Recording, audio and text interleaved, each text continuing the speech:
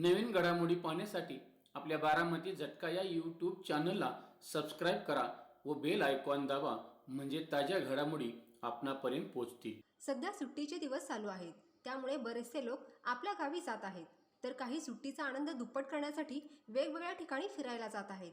मग अशा वेळी आपल्या घरातील मौल्यवान वस्तू, दागिने आणि पैसे यांची काळजी कशी घ्यायची, तसेच बाहेरगावी जाण्याअगोदर आपण कोणती आवश्यक ती काळजी घेतली पाहिजे, याविषयी वेळापूर पोलीस स्टेशनचे सहाय्यक पोलीस निरीक्षक आशिषजी कांबळे यांनी मार्गदर्शन केले आहे।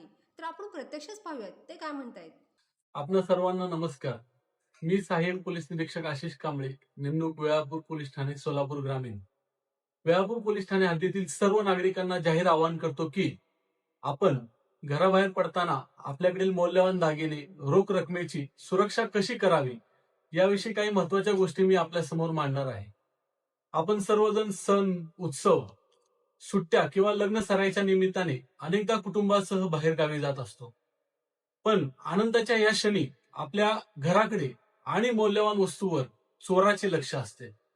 आपल्या कष्टाची कमाई आणि सोन्या चांदीचे दागिने सुरक्षित राहावे यासाठी आपण सर्वांनी काही गोष्टीची काळजी घेणे अत्यंत गरजेचे आहे।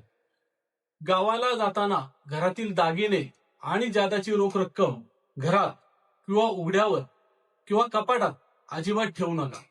त्याऐवजी या मौल्यवान वस्तू बँकेच्या लॉकरमध्ये सुरक्षित ठेवा। बँकेचा लॉकर हा सर्वात सुरक्षित पर्याय आहे।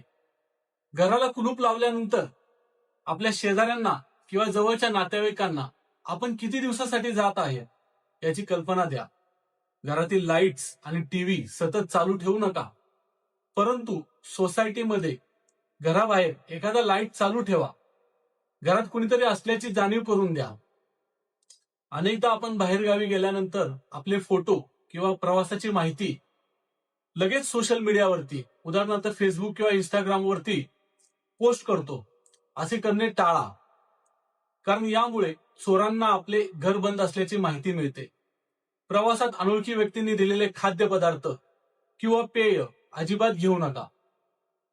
जर तुम्ही महिला किंवा एकटे प्रवास करत असाल तर सुरक्षेसाठी नेहमी पेपर स्प्रे आणि महत्वाच्या पोलिसांचे संपर्क क्रमांक सोबत ठेवा। मित्रांनो, सुरक्षा ही केवळ पोलिसांची जबाबदारी नाही, तर ही आपलीही वैयक्तिक जबाबदारी आहे।